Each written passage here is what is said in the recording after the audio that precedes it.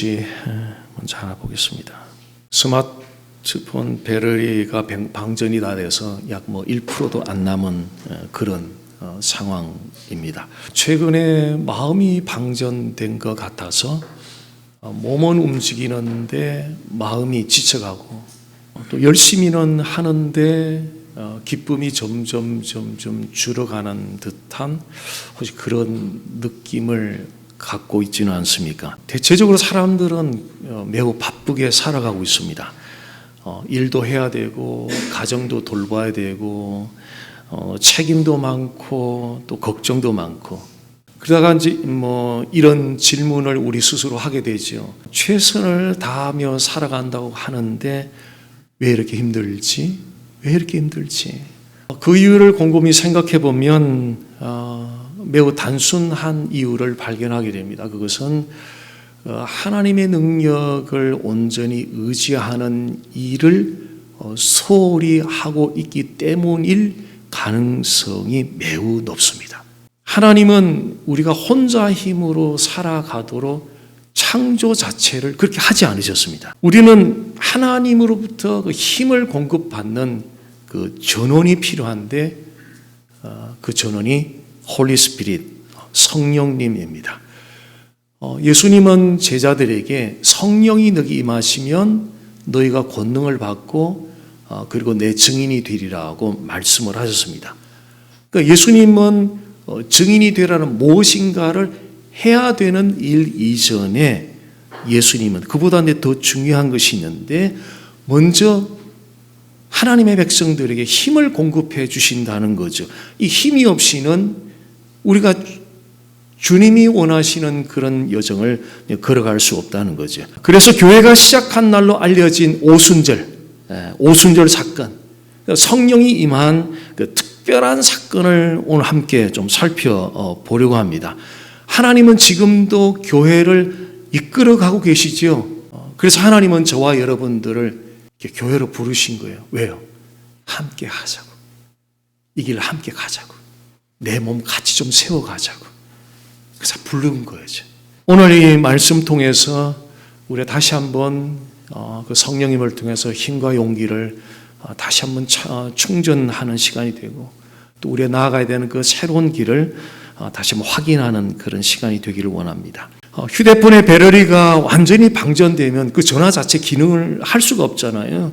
근데 차저기에 연결해서 다시 차지를 하면 그 전화가 정상적으로 기능을 하게 됩니다. 우리 신앙도 마찬가지입니다. 하나님의 성령을 통해서 우리의 힘을 공급하고 하나님의 성령을 통해서 우리에게 다시 살아갈 수 있게 하십니다. 그러니까 하루를 마치고 집에 돌아갈 때 혹은 또 잠자리 들 때는 내일을 살아낼 용기가 없는데 자신이 없는데 다음날 일어나면은 또 이 하루를 살아갈 힘이 생기거든요. 오늘 말씀은 오순절 날에 사람들이 한 장소에 함께 모였다는 말씀으로 시작을 합니다. 그들은 그 자리에 모여서 기도하면서 하나님이 약속했던 그 성령을 보내주시기를 기다리고 있었습니다. 이제 오순절 절기는 우리로 말하면 이제 중요한 명절인데요. 예수님 그 이전부터 훨씬 이전부터 유대인들에게는 굉장히 중요한 절기였습니다. 자, 그날은 이스라엘 백성들이 밀 수확을 마친 다음에 그 첫 수확의 열매를 하나님께 감사함으로 올려드리는 날, 그날이 소위 오순절이거든요. 바로 예수님은 바로 그 감사하는 오순절 날에 성령을 교회에 선물로 주셨어요. 또 교회 탄생 날이기도 하는 거죠. 그리고 그날 아주 놀라운 일이 일어났습니다. 어떤 놀라운 일이 일어났냐면 하늘로부터 강한 바람 같은 소리가 온 집에 가득 차게 되었어요. 이것은 성령께서 교회의 시작을 위해서 특별하게 임하였다는 걸 보여주는 하나의 사인이었습니다.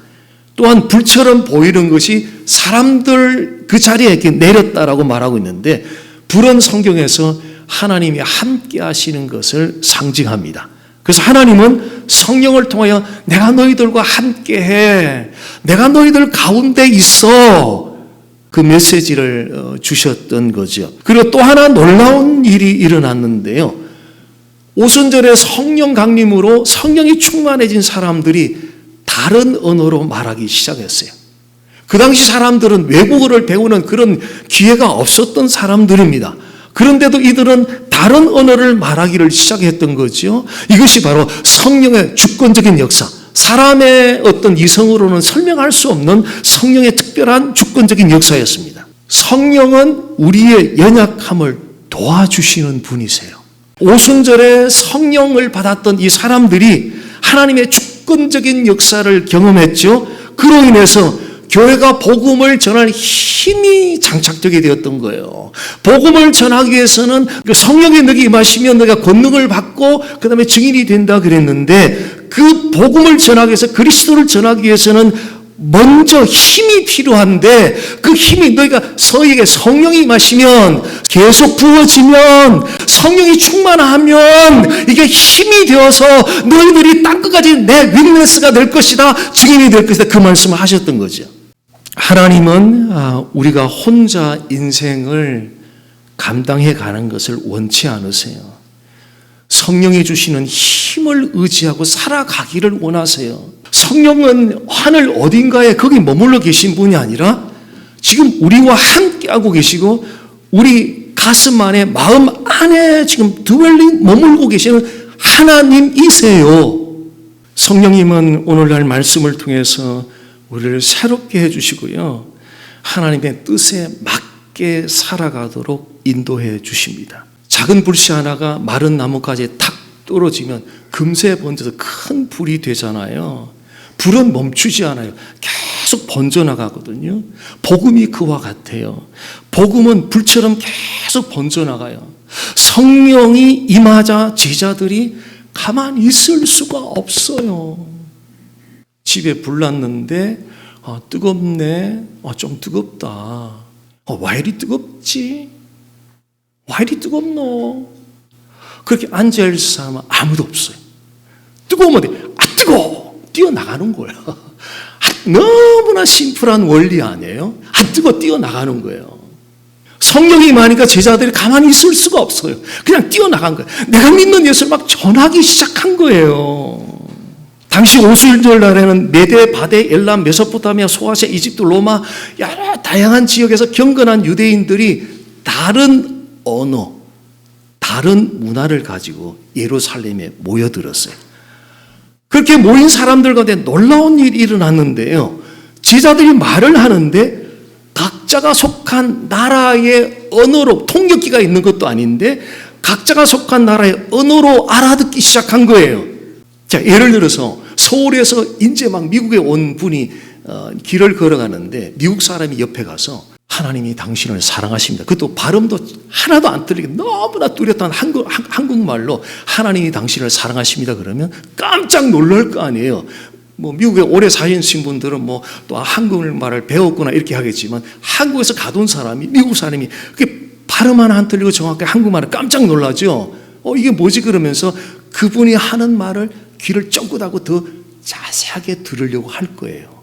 하나님께서 제자들이 성령을 통해서 사람들이 잘 이해할 수 있는 언어로 복음을 전하게 하셨어요.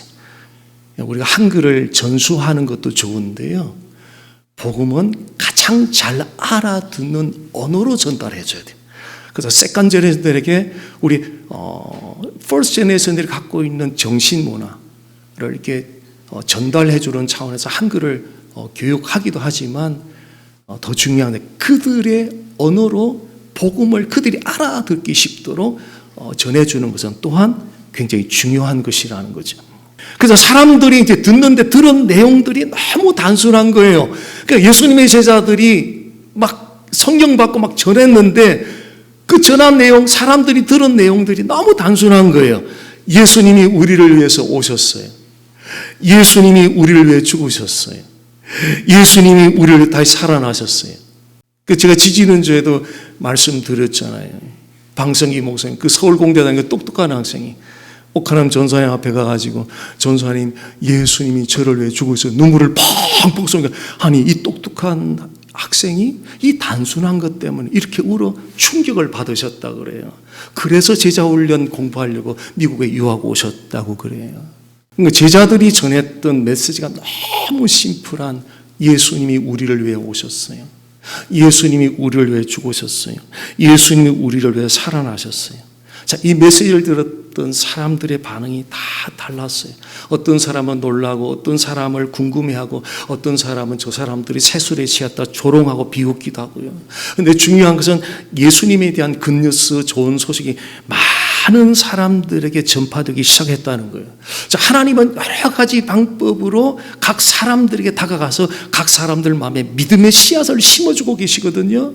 그래서 지금 다 이해가 안 돼도 괜찮아요. 고민할 필요 없어요. 이해되지 않아도 괜찮아요. 예.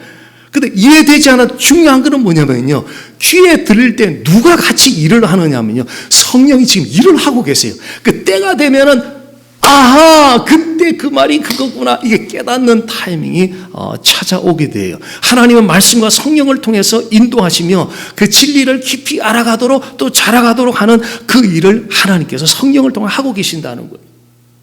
그러니까 성령이 임하자 예수님에 대한 좋은 소식, 굿뉴스를 사람들이 입을 통해서 이 도시에서 저 도시, 이 나라에서 저 나라로 계속 번져나가기 시작한 거예요.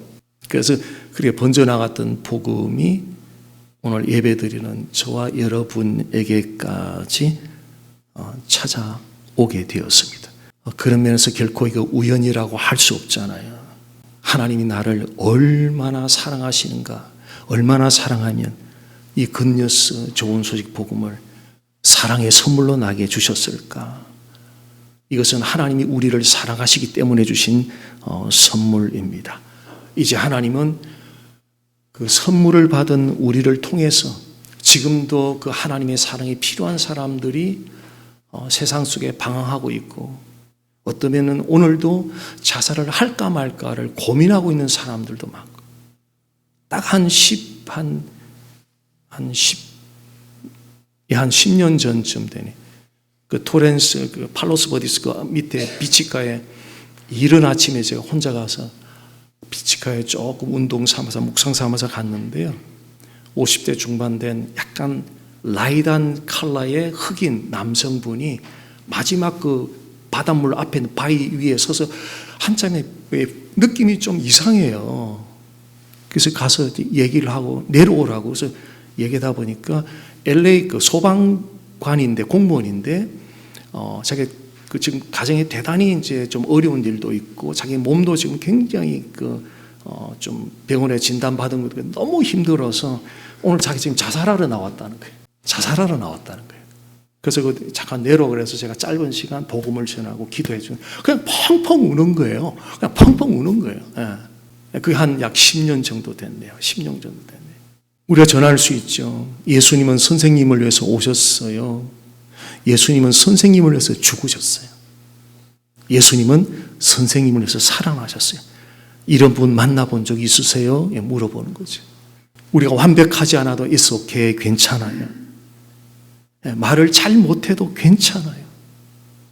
하나님은 우리 부족한 말, 부족한 행동을 사용해서 지옥 형벌에 영원히 저주받을 운명의 자리에 있는 사람들을 건져내서 영원한 하나님 나라에서 영원히 복된 생애를 살 운명으로 완전히 바꾸는 일을, 우리는 어눌하지만, 우리는 부족하지만 순종해서 전했더니 사용하시는 분은 그분이 사용하시더라는 거죠. 이게 얼마나 엄청난 사건인지 아세요? 우리가 전할 때는 뭐 대수롭지 않게 툭 전한 것 같지만, 한 사람이 영원한 지옥 형벌에 저주받을 운명에서 거기서 건짐받아서 영원한 영생의 세계로 복된 영생의 길로 걸어가게 만드는 이 엄청난 사건, 이게 얼마나 놀라운지, 그 일을 하라고 하나님은 우리에게 먼저 하나님의 사랑이 담긴 복음을 믿도록 하셨다는 거죠.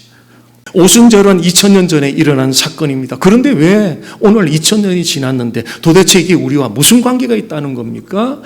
당시 모여있던 120명의 사람들, 그들이 일어났던 일이 오늘을 살아가는 우리에게 도대체 무슨 관계가 있다는 말입니까? 이런 메시지를 줍니다. 하나님을 섬기는 모든 일은 성령의 능력으로 해야 된다는 거죠. 예수님도 지상 사역할 때 철저하게 성령의 능력을 힘입고 사역을 해요. 예수님조차도. 그리고 초대교회 사도들도 마찬가지로 철저하게 성령의 능력을 힘입어서 사역을 했습니다. 왜요? 우리의 힘과 능력과 노력만으로는 하나님을 섬길 수가 없기 때문에요. 하나님이신 예수님도 이 땅에 사람이 되어 오셔서 사역을 하시는 가운데 철저하게 성령의 능력을 힘입어서 사역했다면, 그의 제자들 사도들도 철저하게 성령의 능력을 입고 사역했다면, 우리도 역시 인생을 어떻게 살아야겠습니까? 철저하게 성령의 능력을 힘입어서 살아가야 합니다. 누군가로부터 상처를 받아서 용서하기가 어려울 때, 지치고 지쳐서 이제 포기하고 싶어질 때, 내가 믿는 예수를 좀 전하고 싶은데 정말 너무 어렵다고 생각될 때, 그때 꼭 필요한 것이, 많은 이론이 필요한 것이 아니라 성령님이 주시는 힘이 필요해요. 힘이 필요해. 우리에게는 힘이 없어요. 용서할 힘이 없어요. 용서하려고 노력하지 마세요. 우리는 용서할 힘이 없는 사람들이에요. 용서하려고 생각하면 나중에 끝에 가면 시간 지나면 미움이 더 찾아와요. 우리가 가지고 있는 한계예요. 용서하려고 하지 마세요. 성령의 능력을 힘입으세요. 성령의 힘을 강구하세요. 성령이 주시는 힘으로 덧입을 때 우리는 용서할 수 없는데, 어느 순간 용서가 되어지면서 나는 저 사람을 살리려고 용서한 것 같은데 아니야. 내가 살은 거예요. 이제 살겠다. 왜 내가 오랫동안 이렇게 나를 창살하니 가도 내가 이렇게 살았나. 용서를 하고 나니까 내가 창살 없는 감옥에 갇히던 내가 나와서 자유를 누리는.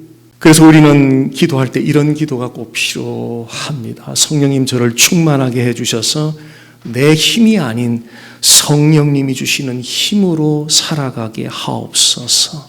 내 힘으로 살지 마세요. 절대 살지 마. 힘들어요. 정말 힘들어요. 한계가 분명히 있어요.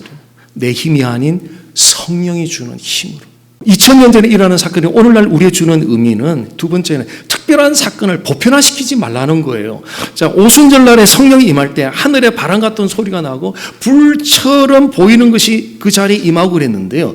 자, 이것은 이 일이 너무너무 중요하다는 것을 보여주는 특별한 사건이었어요. 그런데 하나님이 성령을 통해 일하는 방식이 항상 이렇게 특별한 것이 아니라는 거예요. 그렇게 특별한 현상이 나타나야 성령이 역사하는 것이라고 생각하는 큰 오해라는 거예요.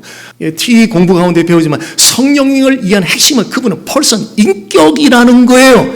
능력과 영향력, 그 모든 것 이전에 제일 중요한 것은 그분의 인격이시라는 거예요. 지성이 있고 감정적 의지가 인격이시라는 거예요.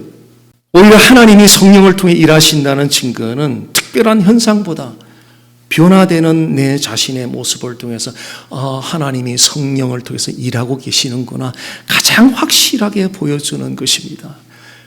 나의 변화되는 모습 속에 하나님이 성령을 통해서 일하시는 모습, 전혀 이렇게 나는 이만큼 사랑하는 태도가 아니었는데 되네. 내가 나를 보고 놀라는 거죠. 나 원래 이런 사람 아닌데 되네. 그것이 바로 성령이 역사한 결과거든요. 섬기고 베풀고 나누고 순종하고 나 잘 안 되는 사람인데 되네. 그것이 하나님이 성령을 통해 일하신 증거라는 거죠. 또한 복음은 모든 사람을 위한 기쁜 소식입니다. 오순절의 가장 아름다운 장면은 사람들이 이 복음을 각자의 언어로 알아듣는다는 거 신기하잖아요. 제자들이 그렇다고 다른 외국어를 배운 것도 아닌데 그들이 전했더니 각 다른 나라, 다른 문화, 다른 언어를 가지고 왔던 사람들이 각자 자기 언어로 통역기가 있는 것도 아닌데 자기 언어로 다 알아듣는 거예요. 놀라운 일인 거죠. 자, 창세기 바벨탑 사건을 생각하면은요, 그 당시 사람들은 하나님이 없이도 스스로 위대해질 수 있다 생각해서 끝없이 탑을 막 쌓아 올라가고 있었습니다. 그래서 하나님이 그런 사람들의 높아진 마음을 보고 언어를 다르게 했어요. 그 언어를 다르게 하면 말이 안 통하잖아요. 그리고 흩어버렸어요. 언어를 다르게 하고 말이 안 통하게 하고 흩어버린 거예요. 그런데 오순절에는 사람들이 바벨탑 사건에 다 흩어졌는데 오순절에 사람이 한 자리에 모였어요. 그리고 하나님의 약속을 기다리며 같이 기도했어요. 그리고 성령이 오셔서 전부 다 한 언어로 알아듣기 시작했어요. 그 결과로 원네스, 하나됨이 이루어졌어요. 창세기 바벨탑 사건은 분열돼 버렸는데 오순절 성령이 임하고 나니까 그 사람들을 다 모아서 원네스, 연합, 하나됨이 이루어졌다는 거예요. 자, 이렇게 사람들의 하나됨, 그리고 교회의 하나됨은 성령으로 충만하여 교회 구성원들이 또 가족들의 구성원들이 성령이 충만하여 그들의 시선이 함께 예수께로 향하게 될 때에 그게 하나됨의 비밀이 있다는 거예요. 자, 시선이 예수께로 향하게 될 때 성령은 내가 옳다, 네가 잘못됐다, 당신이 잘못됐다, 내가 옳다는 이런 일들은, 이런 가치 없는 일을 다 밀어젖혀버리고 성령이 하시는 일은 예수가 주시다, 예수가 주인이다 고백하게 하는 거예요. 성격으로 뭐 하나 맞춘다고 천만에요. 뭐 조금 양보한다고 하나 만든다고 그런 걸로 하나 되는 게 아니에요. 사람의 생각과 노력은 딱 한계에 부딪히게 돼 있어요.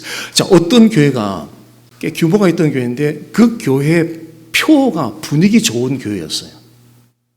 근데 몇 년이 지났더니 그 지역에서 가장 분위기 안 좋은 교회로 전락하고 말았어요.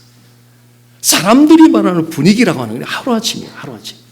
좋은 분위기로 하나 되는 것이 아니라 우리 좋은 분위기를 만들면 교회가 하나 되고 가정이 하나 되고 그런 것이 아니고요. 하나 되면 사람이 만들어내는 게 아니에요. 우리는 지금까지 인생 사는 걸 충분히 경험하잖아요. 사람 간에 하나 되면 얼마나 어려운지를. 처음에는 코드가 맞다 생각해서 좀 세월 지나가 봐요. 맞는 코드 안에도 또 이게 다른 코드가 나와요. 서로 나눠줘요. 아니에요. 사람이 만들 수 있는 게 아니에요. 하나 되면 철저하게 성령께서 만들어주는 거예요. 다른 것은 그대로 뜯어 고치는 게 아니라 그대로 존재하는데 하나 되면 신비로운 일이 일어나는 거예요. 왜냐하면요, 성령은 우리의 시선을 어디로 끌고 가냐면 그리스도께로 끌고 가요. 그리스도께로 끌고 가요. 그러니까 그리스도 안에서 다른 철학도 하나 돼, 학문도 하나 돼, 다른 고향 출신도 다 하나 되는 거예요. 그리스도 안에서 하나가 되는 거예요. 성령 충만을 간구하는 중요한 이유는 우리가 그리스도 안에서 하나 되기 위해서 그래요. 성령 충만에 능력받아 뭐 하겠다 이런 것이 아니라, 그거 다 필요하지만 그런 것이 우선적인 것이 아니라 하나님 오늘 성령 충만 중에 그 말은 우리가 그리스도 안에서 하나 되고 싶어요. 하나님, 우리 힘으로는 안 돼요. 성격 맞출래 때는 그것도 안 되는 거 제가 충분히 경험했어요. 이것 때문에 다 안 돼요. 하나님 도와주세요. 오직 성령이 우리 충만을 주시면 우리가 그리스도를 초점할 때만 성령과 진리인 그리스도 안에서는 하나 되는 이 비밀을 깨달았습니다. 그러므로 우리의 날마다, 우리 모든 성도들에게 날마다 성령 충만 주시고 우리 가정의 가족들 전부에게 하나님 성령 충만 주옵소서. 그러면 성령이 우리를 하나로 만들어 주신 겁니다. 자, 우리가 지치고 무기력해져 가는 것은 성령님보다 내 노력, 내 열심을 더 의지하기 때문입니다. 오순절 성령 강림은 하나님께서 내 힘으로 살지 마, 내 힘으로 살지 마, 내 경험으로도 살지 마, 인생의 노하우 그것으로도 살지 마. 오직 너에게는 성령의 힘이 필요해.